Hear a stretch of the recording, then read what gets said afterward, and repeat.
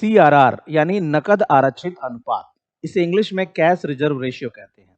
यह किसी बैंक के कुल एनडीटीएल का, नेट टाइम डिमांड लायबिलिटीज, आसान तरीके से इसे समझ लो, जनता के कुल जमा का वह प्रतिशत होता है जिसे बैंक को आरबीआई के पक्ष में नकद रूप में जमा करना पड़ता है। आरबीआई ऐसा क्यों कहती है?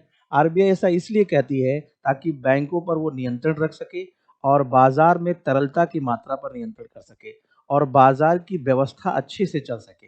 हो सकता है कोई बैंक हाथ खड़ा कर दे कि मैं अब अपने डिपॉजिटर्स का पैसा नहीं लौटा पाऊंगा, तो अब उसका कुछ अमाउंट अगर आरबीआई के पास जमा होगा तो आरबीआई उस पैसे में से उसको दे पाएगी।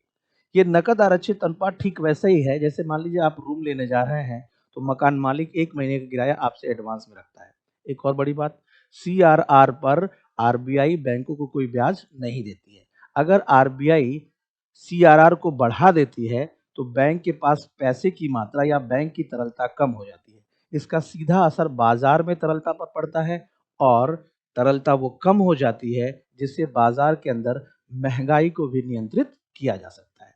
तो इसलिए कह सकते हैं सीआरआर बाजार में तरलता नियंत्रित करने का एक उपकरण है जिसका प्रयोग आरबीआई करती है।